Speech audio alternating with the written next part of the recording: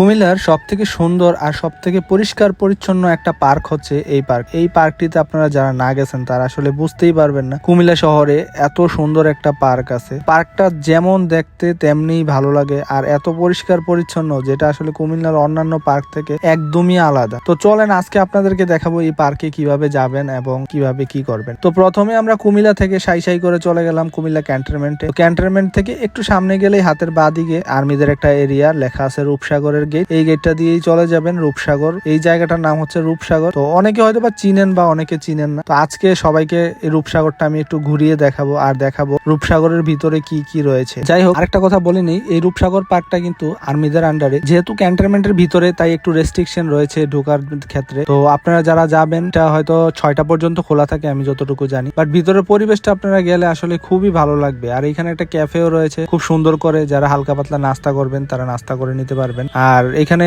নৌকা রয়েছে, কিছু প্যাডেল বোর্ড, যেগুলো দিয়ে আপনারা আসলে একটু এই রূপসাগর যেটা আছে এটার মধ্যে একটু ঘুরতে পারবেন। তো এই জিনিসটাও আপনারা এনজয় করতে পারবেন এই জায়গাটার মধ্যে। আর সবচেয়ে বড় কথা হচ্ছে চারিদিকে এত সুন্দর পরিবেশ, সবুজ শ্যামল একটা পরিবেশ, সাজানো গুছানো, খুবই ভালো লাগে। আর হ্যাঁ, এটার মধ্যে ঢুকতে গেলে অবশ্যই টিকিট রয়েছে, সেই ক্ষেত্রে আপনারা জনপ্রতি 80 টাকা করে টিকিট। আর যদি আপনাদের ক্যান্টনমেন্ট বা আর্মি কেউ থাকে সেই ক্ষেত্রে আপনারা টিকিটটা 20 টাকার মধ্যে পেয়ে যাবেন। আর একটা জিনিস কি, এই রূপসাগরের চারিদিকে এত সুন্দর সুন্দর করে সিট বা বেঞ্চ দেওয়া আছে যেগুলোতে বসে আপনারা পুরো রূপসাগরটা এনজয় করতে পারবেন। আর চারিদিকে তো খুব সুন্দর করে ফুল গাছ বা বিভিন্ন ধরনের পাতার গাছ এগুলার লাগানোই আছে। এই জিনিসগুলো দেখতে খুবই ভালো লাগে। আর সবচেয়ে বড় কথা হচ্ছে এটার সামনে যে একটা রেস্টুরেন্ট রয়েছে সেই রেস্টুরেন্টও আপনারা খাওয়া দাওয়া করতে পারেন। যদিও আর্মিদের রেস্টুরেন্ট খাবার দাবারের একটু দাম বেশিই থাকে, বাট এই রেস্টুরেন্টটা দেখতে কিন্তু খুব সুন্দর। দূর থেকে দেখলে একটা বিশাল বড় জাহাজের মতো মনে হয় আর কি। তো এই জিনিসটা ভালোই লাগে। আর এইখানে অনেক বড় একটা গ্যালারির মতো করে দেওয়া আছে, এইখানে অনেকেই বসে সময় কাটায় বা আড্ডা দেয়। এই জায়গাটাও খুব ভালো লাগে। একটা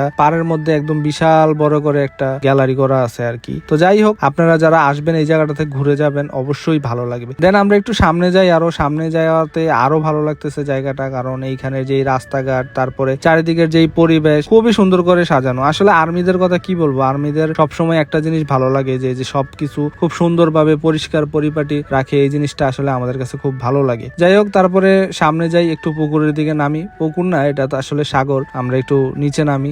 নিচে নামার পর দেখি কিছু শাপলা গাছও আছে। দেন এইখানে সবচেয়ে সুন্দর জিনিস যে জিনিসটা সেটা হচ্ছে যে এখানে কিছু ঘোড়া রয়েছে। এই ঘোড়ার স্ট্যাচু গুলো একদম সাগরের মাঝখানে করা হয়েছে যাতে দূর থেকে বা চারো সাইড থেকে দেখা যায়। তো যাই হোক, তারপরে আমরা আরেকটু সামনে যাই। সামনে যাওয়ার পরে এখানে দেখি অনেকগুলা হাঁস রয়েছে। তো এই হাঁসগুলো হয়তো এইখানেই থাকে সবসময়, এগুলো ছাড়া থাকে। আমি যখন আরেকবার আসছিলাম তখনও দেখছি এই জিনিসগুলো এইখানেই ছাড়া আছে। এগুলা ভালোই লাগে জিনিসগুলো দেখতে।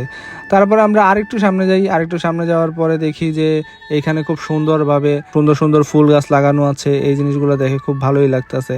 আর এক সিরিয়ালে অনেক সুন্দর সুন্দর লাল হলুদ ফুল। এই জিনিসগুলো আসলে সব কিছু মিলিয়ে এই পরিবেশটা খুবই সুন্দর। কুমিল্লার মধ্যে আর অন্যান্য যেই পার্কগুলো আছে, এই যে পার্কগুলো থেকে অনেক ভালো লাগবে। আপনারা এই পার্কটাতে ঘুরে আসতে পারেন। আর যারা যারা এই ভিডিওটা দেখছেন অবশ্যই শেয়ার করে দিবেন যাতে অন্যরাও দেখতে পারে। তো সবাই ভালো থাকবেন, সুস্থ থাকবেন। আল্লাহ হাফেজ।